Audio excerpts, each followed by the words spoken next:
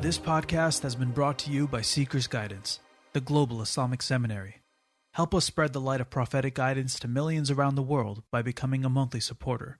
Make a small donation at seekersguidance.org/donate. For as little as $10 a month, you can help people find life-changing guidance. Bismillahir Rahmanir Rahim. Alhamdulillahi Rabbil Alameen. Wa sallallahu ala Sayyidina wa Nabina Muhammad wa ala alihi wa sahbihi wa sallam. A lot of practical issues come up that people wonder about regarding fasting. So inshallah what we're going to do is touch upon some of the common issues that come up, and we'll encourage you as we go through these common issues. If you have related questions, please do ask. So this is the second part. Having looked at the valid fast, there's some implications that arise from this. And one of the things that we talked about, but because it's an important aspect, one is accidents. Accidents do break the fast. So be careful about rinsing your mouth, for example. And caution is praiseworthy. But having misgivings is blameworthy in our deen, called waswasa. And caution is trying to do the right thing in the right way. That's caution. Caution is trying to do the right thing in the right way. As for misgivings, which is just entertaining doubts and fears, etc., it's against the sunnah. It's against the sunnah. Rather, anytime you want to be careful, what you do is learn the right way of doing something and stick to it. And don't do more and don't do less. And that's all that you're called upon to do. So be careful about, rinsing mouth, for example, because that can lead to errors. Be careful too with regard to the beginning of Fajr time. Right? So that don't risk, don't swallow your last bite at the moment that the time is about to enter. Right? That's why it's recommended to stop well in advance. Right? And hopefully that the difference between accidents and forgetfulness is clear. Any questions regarding accidents?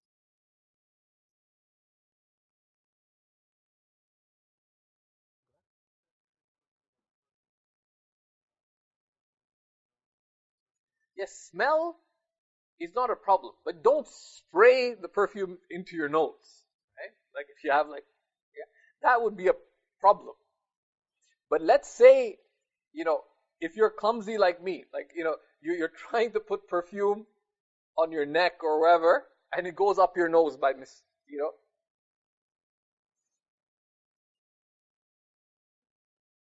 that could be an accident. So be careful, right? That could be an accident.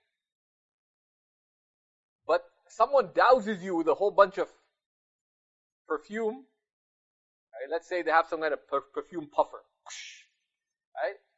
And you breathe it in, that's excused. But if you spray perfume down your nose by accident, that's an accident. And you know for sure that it went in and down, it's unlikely. Right? But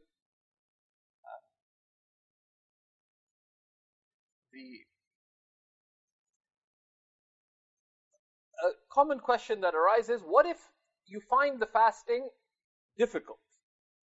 If you find the fasting difficult, for health reasons, for example. Now, in general, the assumption is that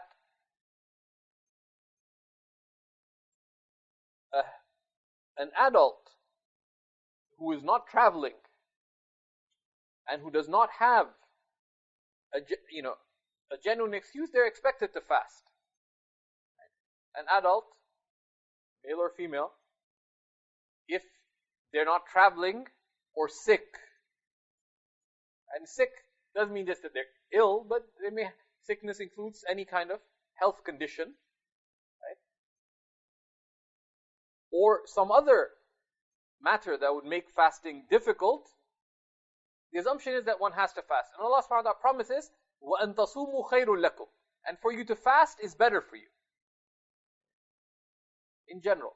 But then the ulama tell us that if you look at the Quran, Allah subhanahu wa ta'ala tells us, وَمَا جَعَلَ عَلَيْكُمْ فِي الدِّينِ مِنْ حَرَجٍ. He has placed no hardship for you in matters of religion. And the hardship that is lifted in our deen is undue hardship. The hardship that is lifted is undue hardship. It is hardship that the like of it is considered unduly difficult to bear. And there's two separate. We'll look next at if there's fear of harm. Right? But if it's unbearably difficult. And sometimes it's kind of hard to say, is it that difficult? And a facilitative way of seeing, is it just slight difficulty that you're finding it hard, and very often you can get used to things? Or if it's unduly difficult, and this is not a legal ruling, but just facilitative, just imagine if there's 10 people. Right? Would most of them consider it genuinely difficult? If they don't, then just do it. Right? Then do it. Unless there's fear of harm, which is a separate matter. There's a certain amount, like, if you drink coffee, for example. I get asked regularly, I know a lot of coffee addicts. I check myself. I have skipped drinking coffee once in a while, just not to be addicted to coffee. But, the first day or two, if you're drinking coffee several times a day, you can have caffeine withdrawal symptoms, etc. But it can be difficult, it'll give you headaches, etc. But that's considered slight hardship. Undue hardship is that which would be unbearable.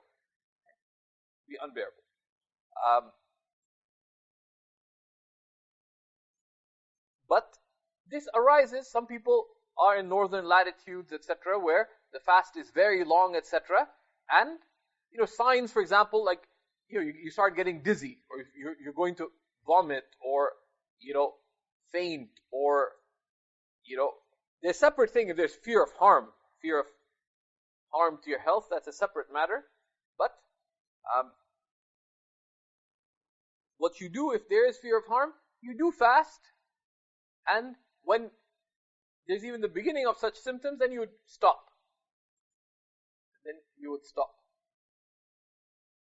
So you don't allow yourself to get into that situation.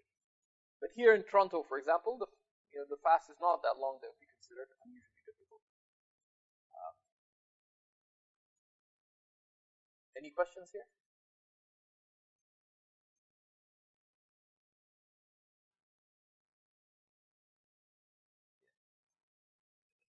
What if someone's traveling for recreational purposes in Ramadan? In the Hanafi school, the dispensations related to travel are connected to traveling. So if someone's going to do something sinful, the dispensations still apply, because the dispensation is not for why they're traveling, but because of the fact that they're traveling. Someone was going to Las Vegas to gamble, God forbid. Are you excused from fasting while there? Yes, and can you shorten the prayer? Actually, you have to shorten the prayer. Because the dispensations related to travel relate to the act of traveling. And also the act of traveling is not sinful. There's nothing sinful about your journey itself to Las Vegas. Because you could go to Las Vegas to visit the Muslims there, and the fact that there's mosques. Or you go there to feed the homeless, or to fight for workers' rights. Or you do many good things going to Las Vegas, besides the gambling. Right? It's God's earth, right? So, and you could change your intention. You get there and you say, Astaghfirullah, this is dunya. And, so, the dispensations don't relate to why you're traveling. If you fear, so there's hardship in travel, similar to it is, what if you fear harm from the fasting? For medical reasons and the like. They say there's two types of fear. There's recognized fear. There's recognized fear and fear that is not recognized. Recognized fear is fear that has a reasonable basis. Fear that has a reasonable basis.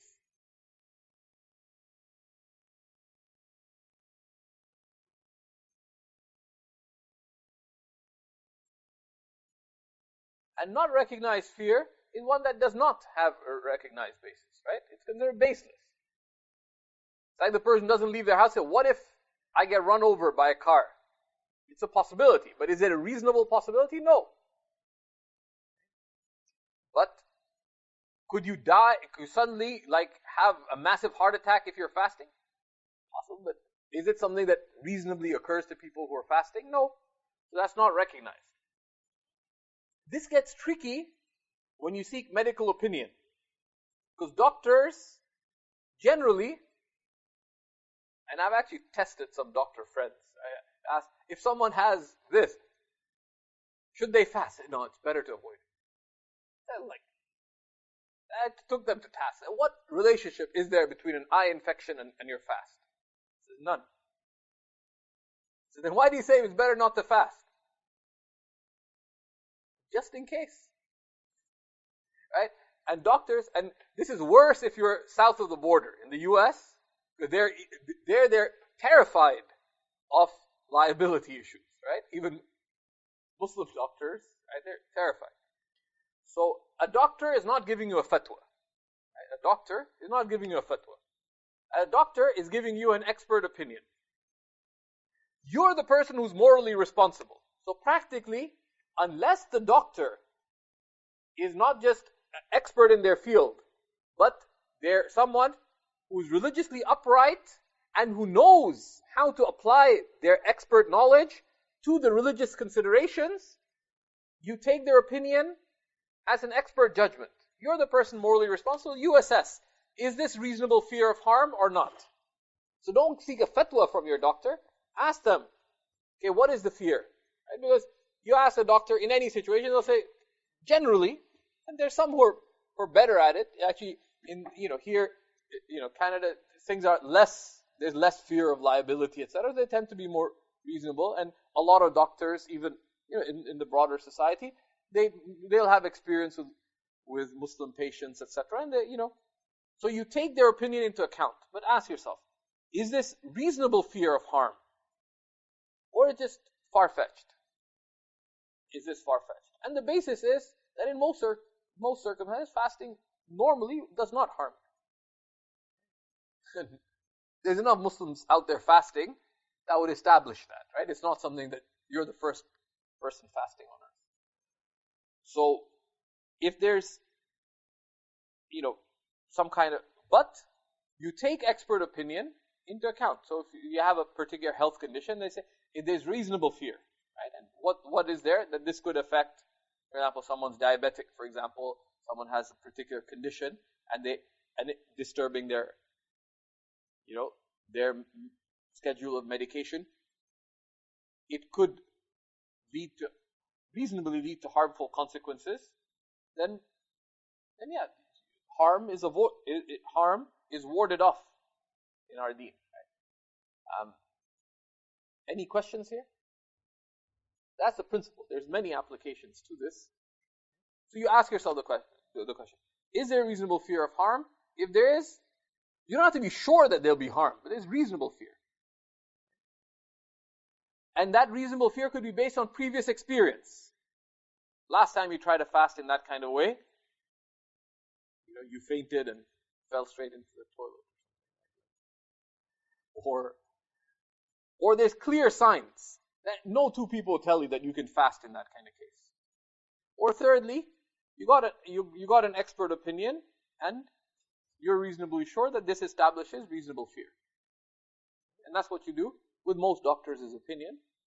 Does that establish reasonable fear of harm? There's a question?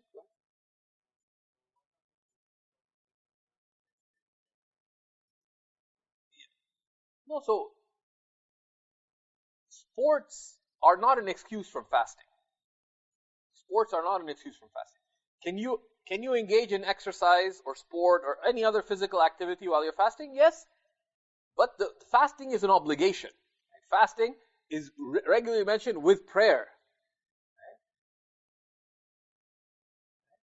That it's one of the most incumbent of our outward duties. So you don't leave it just out of something discretionary. You say, well, I'm training for the marathon, for the London Marathon, so I can't fast. Who said you have to do the London Marathon? It's not.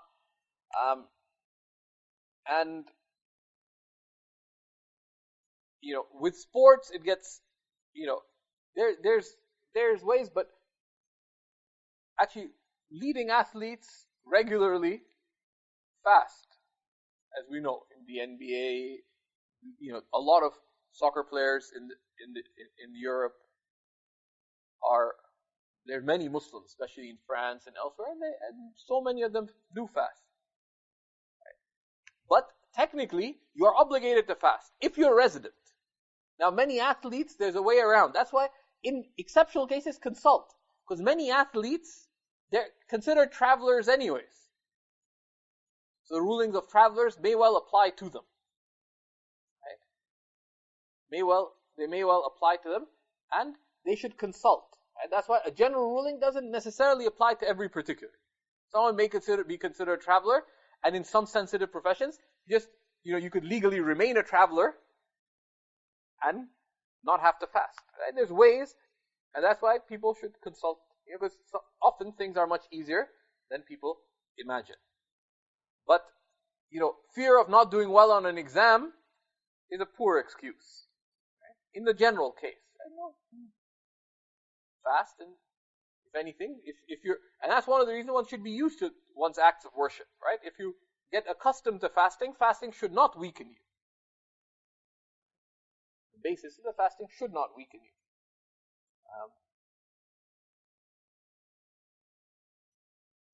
Any other questions here?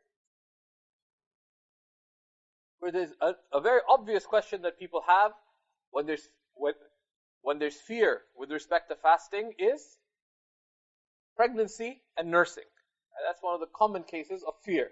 And the same principles apply. In all four schools of Sunni Islam, the basis is that both the pregnant woman and the woman nursing, the basis is that if able to fast without undue hardship and without fear of harm, the basis is that they fast.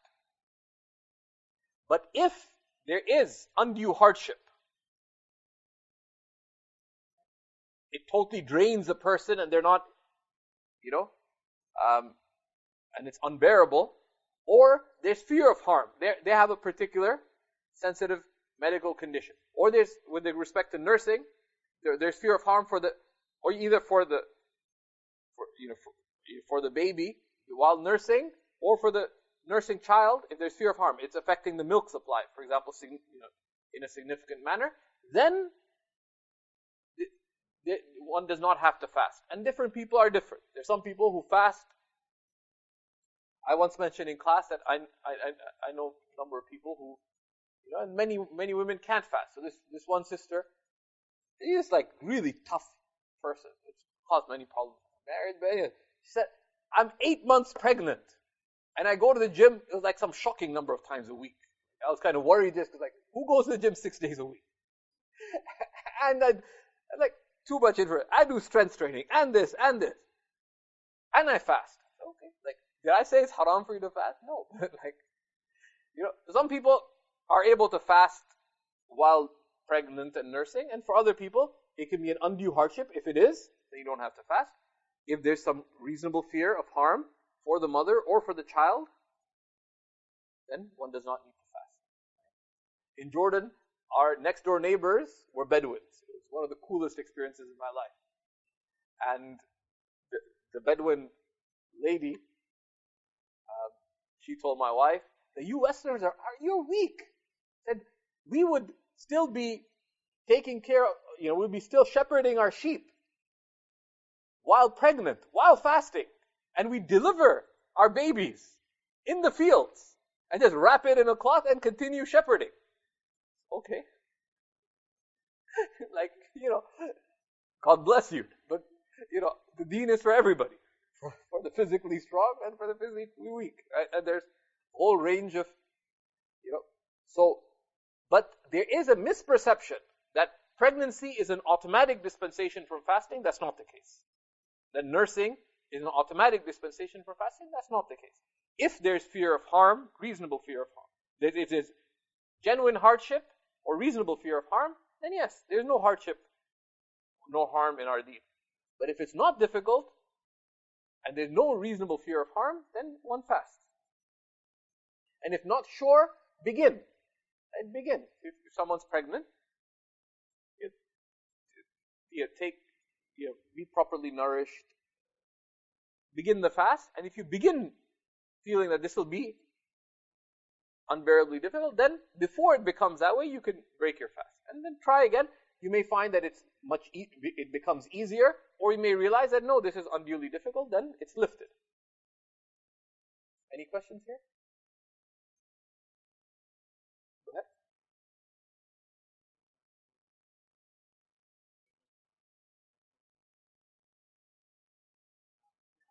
Like in a Muslim school? That's not an expert opinion.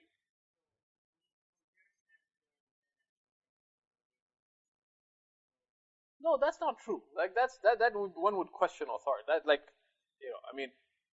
We respect authority, but we don't take authority, even religious authority. We don't take it blindly.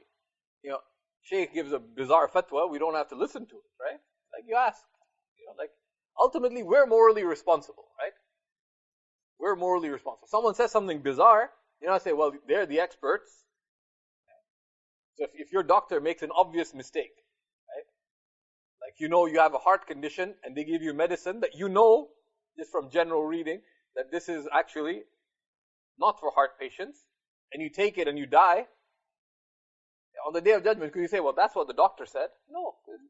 Ultimately, you're morally responsible, both in life choices and in religious choices as well, right? So we have a conditional following of experts, right? And can a child fast during exams? Of course, if they're not an adult yet, then they're not obligated to fast. That's a separate matter. But just at the legal level, who's like an educator? On what basis are you saying that children who fast are adversely affected? So there's no. So that's not expert. That's not authority, right? Authority has to have a basis. Right? It has to have relevant expertise, etc. Right? So, and that applies religiously too. We don't just take authority blindly. And people if they have authority, they have authority in their area. Someone could have expertise in one field, but not in another. I asked my family doctor about certain health things, and he said, look, this is not my expertise. You should ask consult the specialist. And which is good. It's a good sign because anyone should know their limits. And scholars also should know their limits, but many don't in our times. Right? So one should be aware of that. And also at the community level, like there's a separate thing that who has who makes decisions for a child. There's a community responsibility as well to safeguard reasonable accommodation. Right? And it's not this idea of the state knows better or the school knows better or whoever, big brother, big whatever they call it, knows better. The answer is probably not. Right? So they're separate at the community level, no. Right? Brushing the teeth is permissible during the fast, right? It's sunnah, as we know, to brush one. You're rewarded for brushing your teeth if you intend the sunnah at any time, right? You can use the toothstick, the siwak, all day in Ramadan. The Shafi'is limited the use of the siwak according to prevalent opinion in the Shafi'i school, until the midday. The Imam Nawawi of the Shafi'is disagreed. The Hanafi said, no, it remains a sunnah all day to brush your teeth. Because bad breath is not an act of worship, right? Including when you're fasting. The problem with the toothbrush arises from use of toothpaste, right? From use of toothpaste. If you find yourself needing to use it, then use only a little. Something I didn't believe when Sheikh Hamza said it first time, but he was right, is that all the people who sell you things that get used up have a vested interest in using a lot of it. When it comes to shampoo or soap or toothpaste or all these things, they want to encourage you to use a lot. You could use a speck of toothpaste, like a tiny little bit of toothpaste, and it's enough.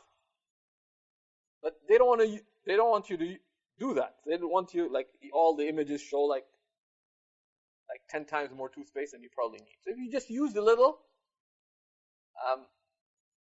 then it's much easier, right? And just rinse out your mouth once. Any questions here? Go ahead. Go ahead, Uncle.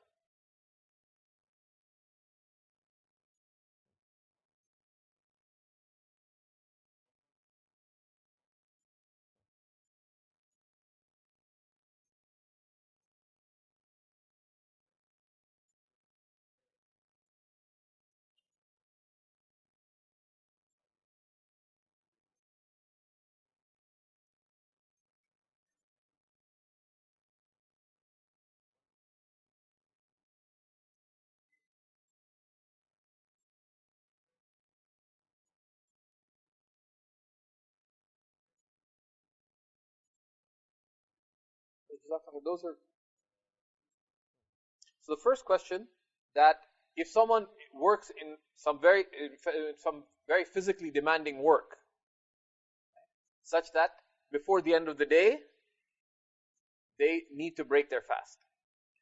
So where one has discretion over one's schedule, one needs to arrange things such that one's work would not threaten one's fast.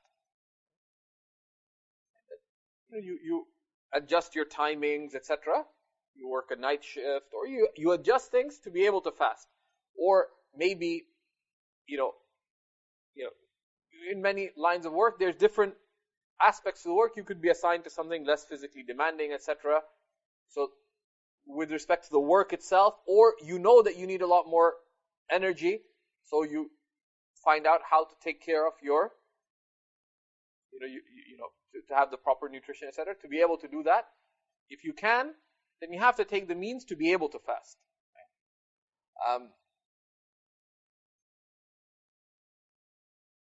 If even despite that, and needing that work, you find that the fast becomes unduly difficult, or you fear harm if you were not to break the fast, then you could. So, for example, if you're doing construction work outside, etc., in some cases it may be obligatory.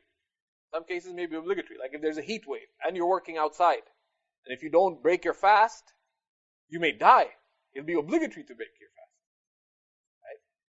There's genuine fear of harm, of life or limb, it'll be obligatory for you to break your fast. And in particular cases, if this is going to be an ongoing thing, then one should consult about the specifics of one's situation. Right? Mouthwash, in general, taking some foreign substance into your mouth unnecessarily is to be avoided. But if one's going to use it, one use only a little and then one rinses it out thoroughly. But don't gargle or anything like that. But there's this, in itself, there's dislikedness in it. So unless one's in a situation where, one has, at work, one has to deal closely with clients or, etc. There's a lot, there's a big social dimension to one's work, etc. that would be affected. And it won't be sufficient just to use a siwak, for example, etc., then that's a separate case. But proactively, one can, very often, what one eats before the fast, like at suhoor time, for example, can affect. Like there's all kinds of things that one can find out, like that would, and if one cleans one's teeth thoroughly, etc. Beforehand, one uses mouthwash early in the day, but still one could have to meet clients later in the day, and if there's genuine need, then one would be allowed.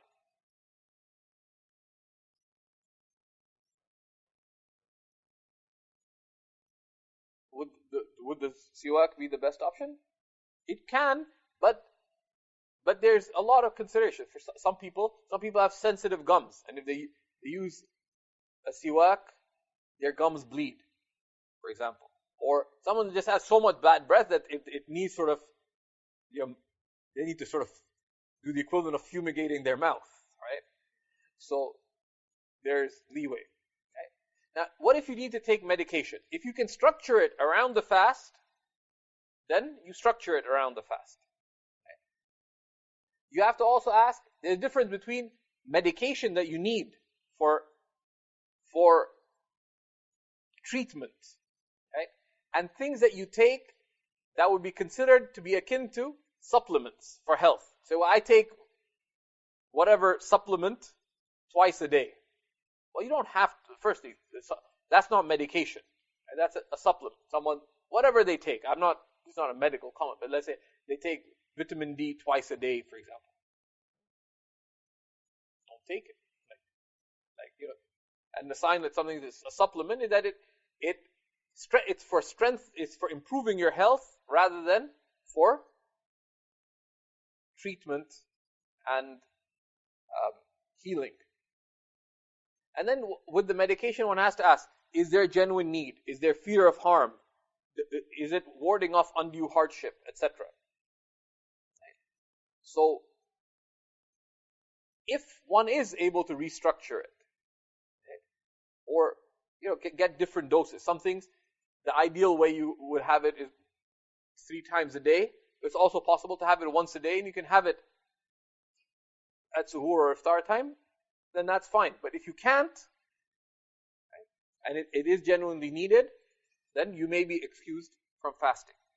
You may be excused from fasting. And certain health conditions, that's the case.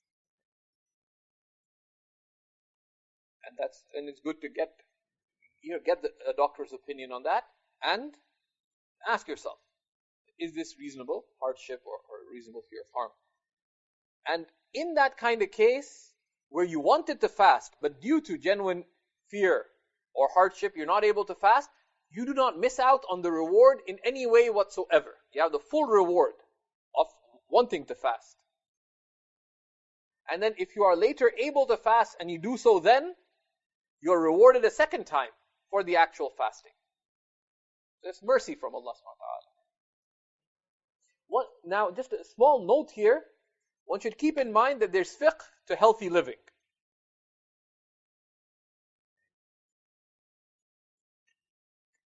In that it is well established in the Sharia that anything that there's levels of harm, doing something that will lead to direct, immediate harm is immediately impermissible. For you to drink poison and die, haram, right?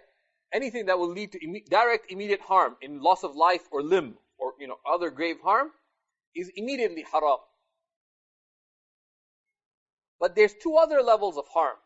Anything that will lead to harm, anything that can reasonably lead to harm, has dislikedness in it. He says, well, I eat chocolate cake after every meal. I'm still alive. Right? But you can safely say that if you have chocolate pudding for breakfast, lunch, and dinner, if you know anything about sugar, it's going to lead to there'll be some degree of dislikedness in doing something like that. I only have 5 cups of tea every day with 2 spoonfuls of sugar in each. This does apply to that. And now when it does, that's tricky, but one needs to be careful. from that is eating one's fill. Eating one's fill is disliked in the Sharia. And why? Because it can lead to harm. And when it will surely lead to harm, not immediate but long term, any reasonable person saying this is what you do, this will lead to grave harm, the sum of those actions would be considered a sinful act. Because your body is a trust. And there's a lot of negligence with that. Sheikh Nuh Keller teaches this amazing class on what's called higher health on Qibla.com. And though some knowledge makes you guilty because it's, but it is part of, taking care of one's health is part of the sunnah. So this is something to keep in mind. Children, any questions regarding that before we continue?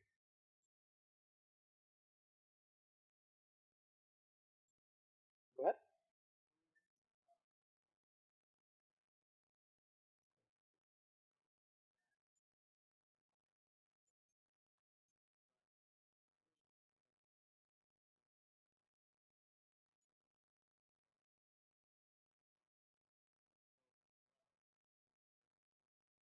Yeah, so inhalers break the fast. Because the eye is not considered a normal point of entry into the body cavity.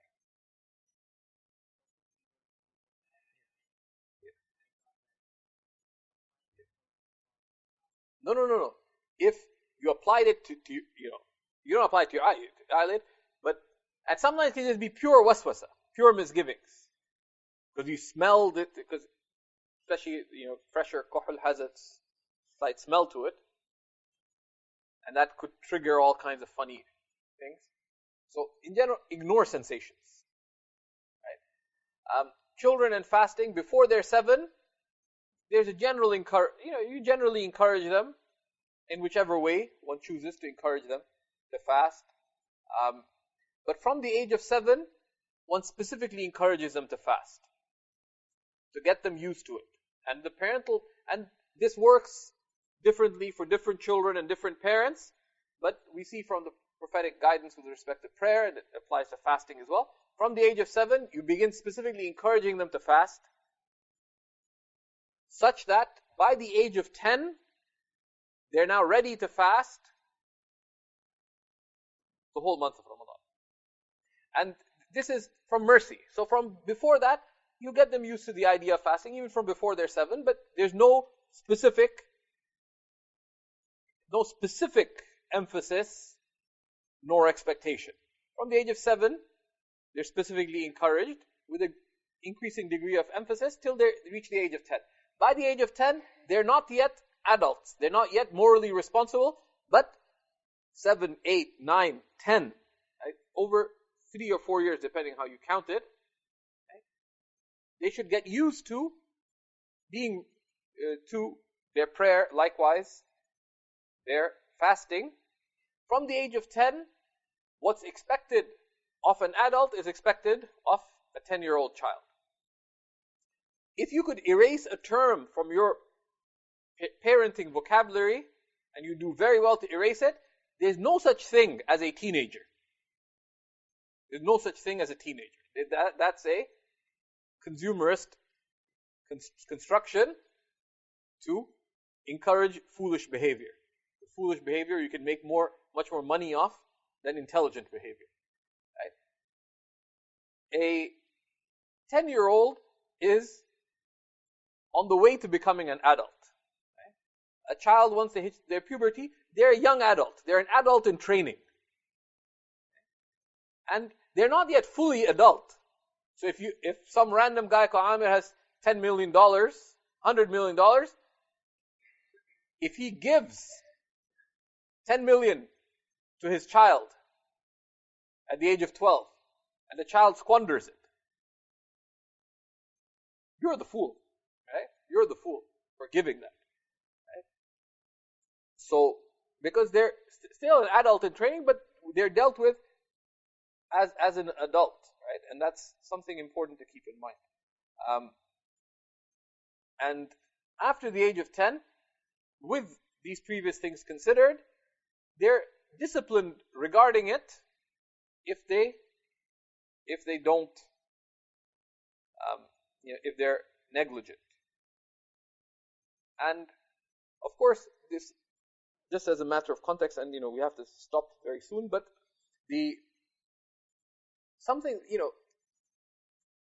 texts have a context. Right? The Prophet ﷺ said, "وَضْرِبُوهُمْ عَلِيهَا," right?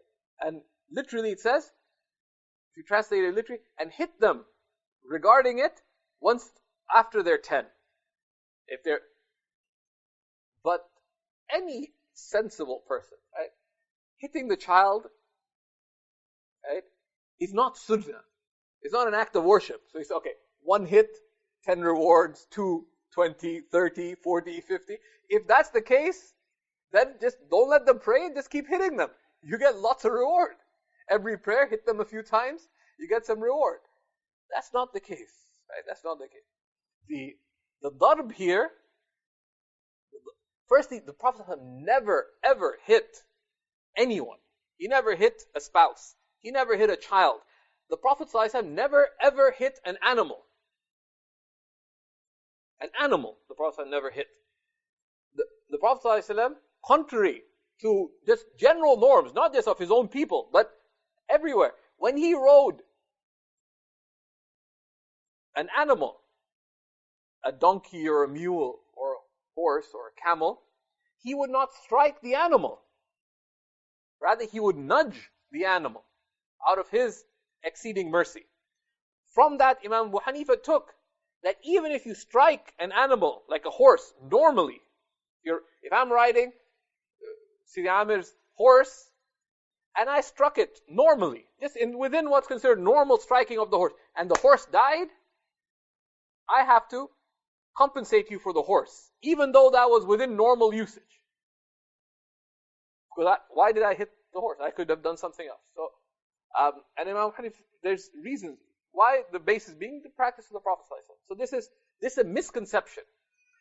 The hitting there is mentioned as discipline, but discipline, the deed, is that which, if done, will be a means to good results. Right? And in cases where generally parents would not physically discipline a child, in the general case, with restraint, with the right purpose, with restraint, towards good results, right, exhausting other means, the general ruling of hitting a child would be that it's a mafsada. It is a harm. And the Prophet is not telling to hit your child. That's why it's probably much better to translate the hadith and discipline them regarding it once they've reached the age of 10. And one could put a footnote, literally it says this, and this is what it's meant. Wallahu a'lam. There's also sunnahs related to the fast, which our teachers will mention. We won't go into them. Dr. Omar Habib Qadim, especially in his talk, mentions a number of these. It's important to remind oneself regarding the key sunnahs of fasting and to prepare to make the most of them. And these will be mentioned in those sessions.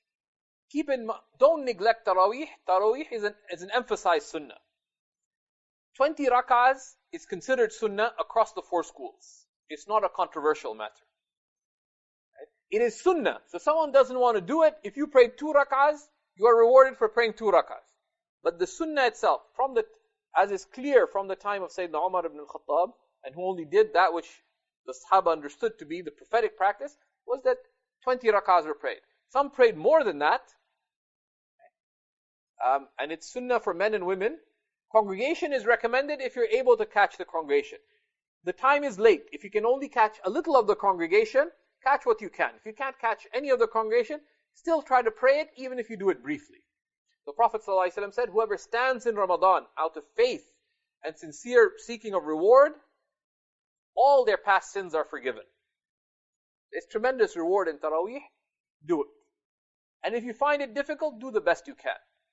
If you can't do something completely, don't leave it completely. Even if you pray it briefly, try to pray it. It's possible to pray 20 rak'ahs in 10 minutes.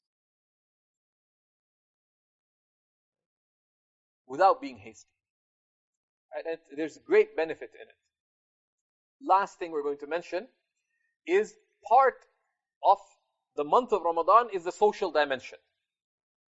Right? But the social dimensions are means of seeking Allah subhanahu wa ta'ala as well. There's tremendous virtue in feeding others. Feeding someone who's fasting is like the reward of fasting. Because it doesn't absolve you of fasting. You can't just say, okay, I'll feed other people and I'm not fasting. No, your first responsibility is to yourself. But this in terms of virtue and reward. There's tremendous virtue in feeding others. Just the act of feeding others, whoever you feed. But besides that, there's many opportunities in the act of feeding others.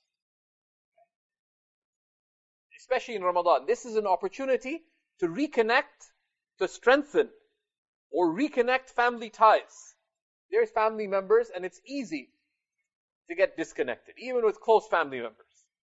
Nas'alullah al-afiyah. We live in an age of being rushed, right? And may Allah subhanahu wa ta'ala give all of us the tawfiq to fulfill the rights of our immediate family. And the very least, in any definition of family, like your uncles, your immediate uncles and aunts are considered immediate family, like by any standard of imagination. Your first cousins, there's a degree of clear responsibility at that level, at that first circle. So you have your parents, your siblings, that's like, but then the next circle is your immediate uncles and aunts and your first cousin. And that's not easy. But at least seasonally, one should see at least seasonal opportunities to connect. Right? And one of the opportunities is Ramadan. Ties of friendship are easy to squander. This is an opportunity to reconnect with them. But also to reconnect yourself with community. It's easy to become disconnected from the community you're part of. Whether the physical community of your neighborhood or the religious or other communities you're part of. And this is a time to reconnect yourself with community and broader, social circles that you know you should be connected with, but also for you to connect the disconnected. So you're inviting family over, but you find you're never able to keep in touch with your neighbors. Invite a couple of neighbors over. Right? And family gatherings are very absorbent, very often. Like when you've invited 20 Palestinians over, 3 or 4 Palestinians or Hyderabadis or whatever, a few more people doesn't really make a difference. Family gatherings can get boring. So you have the random white dude who showed up, like it adds some, it's like you put some different spices into the kebab, right? Like, it's kind of like, be interesting, right? So, use it. Have high intentions in these opportunities, right? And this is also another of the dimensions of the month. That there's a potential for a lot of good. Any questions before we pause for Dhuhr and then for the Ramadan session? Go ahead.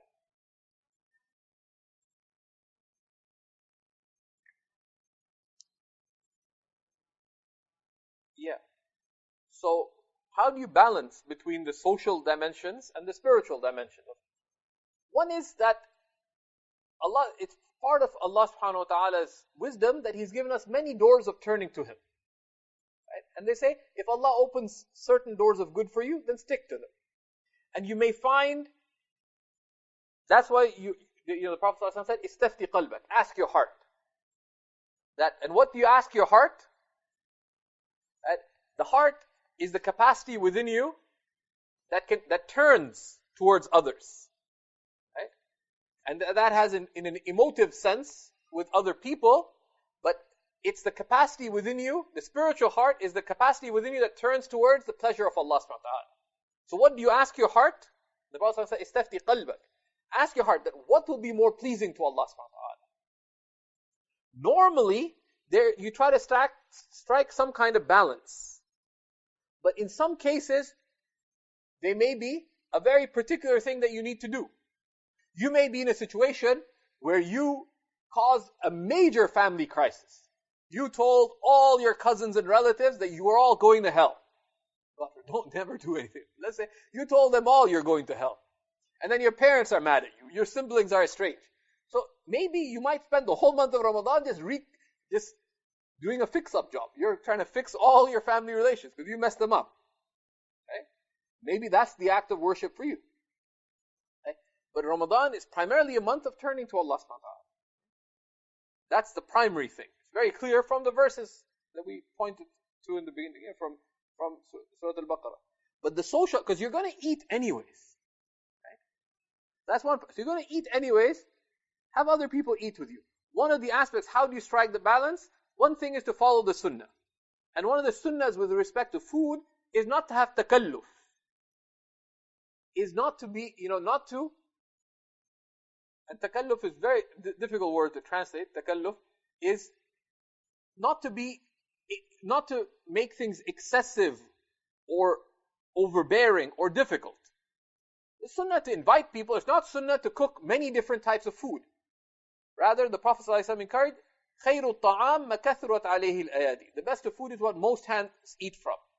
To make something that, that's plentiful, that people can eat from, but you keep it simple, so that it's not difficult to do. Right? You try to set things up in a way, and actually many other sunnahs are facilitative. If you think about, and it may not be practicable in particular circumstances, you have to be sensitive to other people, but if you ate according to sunnah where people ate from one big platter, how many dishes do you have to do after? Pretty much nothing, because everyone's eating from a big platter. But, there's some people, if you invited that way, like I know some relatives, if you invite them to one big platter, they're like, what's this? They might walk away. Right? You have to be sensitive to that. But, see, you have a balanced simplicity. Right? So you honor your guest, but without making things difficult. And also in that, for men who are very negligent in that, Sayyidah Aisha was asked, what did the Prophet ﷺ do when he was home? He was ﷺ, كان في حاجة أهله. He was in the fulfillment of need of his family. That's an important part of it as well. Right? Cooking in Ramadan is not the women's responsibility, right? I mean, they may be whatever sharing of duty, but there needs to be a balanced sharing. There needs to be a balanced sharing. How one strikes the balance? One has to figure out something that is sustainable. That's sustainable. But sometimes one may find it difficult, to invite a lot of people over, but one should not miss out on the social dimension of eating with other people. There's a profound spiritual aspect to eating with others. There's a blessedness, right, in being with other fasting people who break the fast. So if you can avoid breaking fast on your own, avoid it. Even if whether you go to the masjid and just break the fast there, or find someone else. You're working till late. Find someone else who's working late and break fast together. Right? To the extent reasonably possible. It may not always be possible, because that's the social dimension balances some of the heaviness of the fast as well. Fasting is not an easy act on one's own. Wallahu subhanahu wa ta'ala. Any last questions before we break? Go ahead.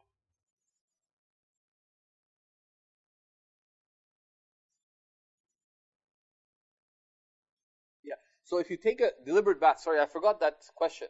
There's nothing disliked with taking a bath during Ramadan. Right? If it makes fasting easy, that's fine. The only time it will be blameworthy if you do it because you don't like fasting. What's this fast? So you decide to relax, in a tub of water out of a sense of let me get over this fast kind of thing. That's according to the intention. But in itself, there's nothing disliked with taking a bath. Whether it is to make the fast easier, you take a bath or a shower, nothing wrong with that. Or for cleanliness. You want to be fresh before you go to someone's iftar. There's absolutely no dislike in showering or bathing in the month of Ramadan. Only you avoid doing it out of a sense of finding the fast a burden. So we'll stop there. بإذن الله تعالى. صلى الله على سيدنا محمد وعلى. Thank you for listening. This podcast was brought to you by Seeker's Guidance, the Global Islamic Seminary. Visit seekersguidance.org to access reliable Islamic knowledge taught by qualified teachers. We offer a wide range of courses, podcasts, articles, and a world-class answer service. Support us in spreading free, reliable Islamic knowledge to millions around the world by becoming a monthly supporter. Visit seekersguidance.org/donate and make a small monthly commitment today. Our beloved Prophet, peace and blessings be upon him, said, "Whoever guides someone to goodness will have a similar reward." So don't forget to share this podcast and spread prophetic guidance.